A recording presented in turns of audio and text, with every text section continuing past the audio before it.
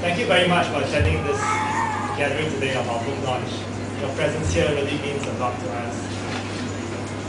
Just before the 2006 general election, I remember reading a newspaper article about an interview with a young Workers' Party candidate named Gerald Giam.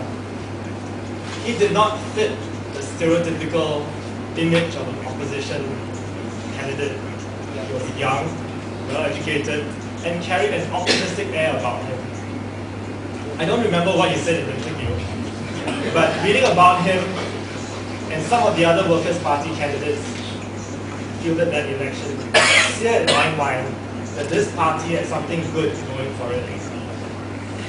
I never imagined at that time that 5 years later, I would be sharing the stage with Shin Leong, doing a joint book launch of our own books. I consider it an honor to be his friend and party colleague. Shin Leong is one of 2 Workers' Party members who actively followed up with me and eventually recruited me to join the Workers' Party. The other was Eric Khan, who is the party's treasurer and chairman of the Eastern Area Committee. The 2006 election was the first election that I really followed closely. Perhaps it was because it was the first time I got a chance to vote. I remember being very eager to attend as many rallies as I could. Unfortunately, I came down with a really bad flu, and I fell sick with a very bad fever, and I could hardly get out of bed. Because I couldn't go out, I had no choice but to follow the election on TV and by reading newspapers. Unfortunately, day after day, the only thing I would read about was James Gomez, and more James Gomez, and what the big shot ministers and that big shot minister were talking about him. I ended up tuning out and I turned to the internet. Back then, local political blogging was still at its infancy, and some minister had declared that political podcasts and videos were banned during the election period.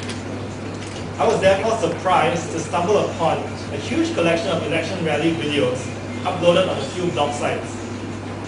I was thrilled at being able to bypass the media filter and listen to what the opposition candidates had to say. This was my introduction to the internet as an alternative source of news. I liked what I read, and I decided to start my own blog to express my own political views on issues in Singapore. This was not the first time I was openly expressing my political views. Up until then, I had been an occasional letter writer to the Straits Times and Today newspapers. Writing on my blog was a liberating experience. Unlike writing to the mainstream papers, I didn't have to tone down my views just to get published. Of course, this doesn't mean that I just blurted out every thought that came to my head. There were instances where I wanted to comment on a particular topic or an individual, but I decided that it wasn't worth the potential trouble it might invite. However, hand on heart, I believe I've been true to my conscience and have written what I felt was important for my readers to know. I didn't expect to be able to reach out to so many people with just a simple blog. I've received over 200,000 visits to my blog since it started. But what I feel particularly gratified is the many people I've had a chance to be acquainted with in real life as a result of my blogging. One of the most significant reader contacts I had was back in November 2006, when a guy named Andrew Lowe emailed me to arrange a meetup. He was starting a new group blog named The Online Citizen, with the aim of giving the ordinary Singaporean a voice. He wanted me to come on board to contribute articles as part of a volunteer writing team. When we met at Starbucks in Raffles City, the first thing he told me was that he was a member of the Workers' Party, but that this project was a personal initiative. That was the first time I'd ever met anyone from the Workers' Party. It was through Andrew that I got introduced to both TOC, the Online Citizen, and the Workers' Party. Well, the rest is history. And for the record, Andrew is no longer in the Workers' Party, so TOC is not a Workers' Party people either. My book is an edited compilation of my key blog posts, letters and articles to the press, and speeches over the past few years. I decided to put together in a book in order to reach out to Singaporeans who prefer reading books to blogs. I dedicated my book to all my fellow Singaporeans, regardless of political affiliation, who are striving to carve out a better future for future generations of Singaporeans. Although at the time of writing, I was already a Workers' Party member, this is not a political manifesto, but a series of commentaries by an ordinary Singaporean to my fellow Singaporeans. I did not set out in my blog or my book to be a PAP critic. It just so happened that they were the ones in government and were doing many things which I felt were wrong for this country. But more than just criticizing, I wanted to be able to share some of my ideas and policy proposals which I believe could improve the lives of Singaporeans, socially, economically, and politically. This was the approach I'd taken, even as an opposition party member. I did not join the Workers' Party because I hate the PAP or I've suffered some previous injustice at their hands. I joined because I want to contribute in an area where I feel is most needed. Of all the public institutions in Singapore, the one which I feel is in the greatest need of development is the political opposition. Over the years, the PAP has been in power. It has done everything it can to cripple the opposition and prevent it from flourishing. From detaining political opponents without trial, as we learned just now, to tinkering with the electoral system and the electoral boundaries, to controlling almost every lever of power in our country, to muzzling the free press even. But the greatest damage that the PAP has done to Singapore's political development is creating a culture of fear in our society. This fear is particularly damaging to the opposition because it prevents many moderate, well-educated, well-meaning potential candidates from stepping into the political arena for fear of the negative repercussions. Now, I myself am not immune to such fears. I had carefully considered my decision to join the Workers' Party.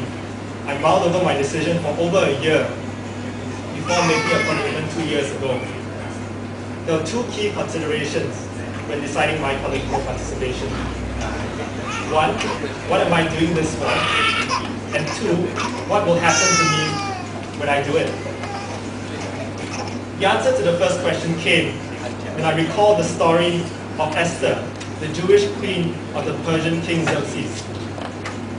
For those who are not history buffs, Xerxes was manipulated by his political advisor and had issued a decree to exterminate all Jews in his kingdom.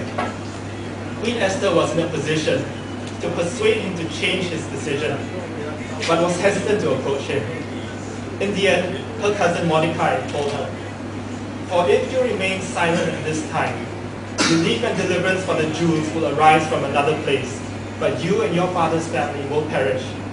But who knows, but you have come into this royal position for such a time as this." Now, I'm not in the business of rescuing Jews, but there are parallels I saw with Singapore. If the young people of Singapore remain silent, and our generation does nothing to effect change in our political system, I fear that our country will eventually perish. This system of political control, without proper accountability, cannot last forever. Thanks in large part to the freedom of information that this internet provides, and its ability to facilitate the mobilization of like-minded people. We are here in Singapore, not by some accident of chance, but for such a time as this. Everyone who contemplates entering politics, especially opposition politics, will have to seriously consider the second question. What negative things will happen to me when I throw my hat in the ring?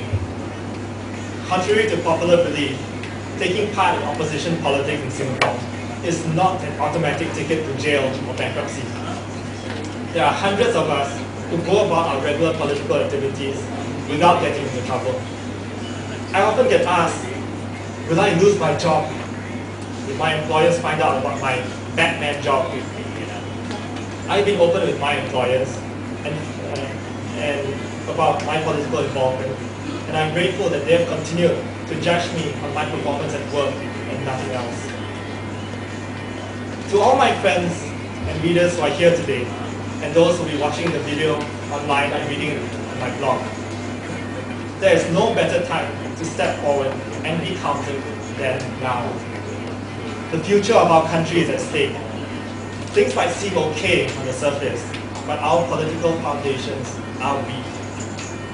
PM Lee once said that the two-party system cannot work for Singapore, and that we are much better off with just one dominant party. He also said that if the PAP ever becomes ineffective or corrupt, many opposition parties will suddenly spring up and take on the government. Now let me tell you, opposition parties cannot just spring up like that. Like any organization, it takes time and a lot of hard work by a lot of good people to build them up. The time to start building up alternative parties is now, not later when MM Lee has left the political scene. Because when that happens, you'll find that many opportunists from both the ruling party as well as the opposition and everywhere else will be scrambling to fill that void. That by then you might find yourself crowded out by them, and you'll have little influence over the direction of the different parties. So my appeal to you is this: if you have a passion for politics and a love for people, don't wait any longer. Step forward and be counted. You don't have to join a party immediately, but you can talk to Shin Yong or myself or any of the other activists over here to find out more of what they do. Come participate in some of our activities and see things for yourself, and then tell your friends and family about it. Before I end my speech, I'd like to acknowledge a few people who have made the writing of my book possible. My wife, Lena, in the back, has been a constant source of support and encouragement. My father, Dr. Gerald Giam, is here with us.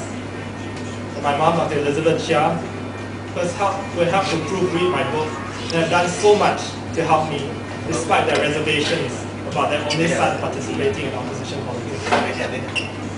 Ms. Sylvia Lim, the chairman of the Workers' Party, who kindly wrote the foreword of my book. And lastly, I want to thank the thousands of readers of my blog who have, and those who have bought my book. You have made all my writing efforts worthwhile. Thank you very much.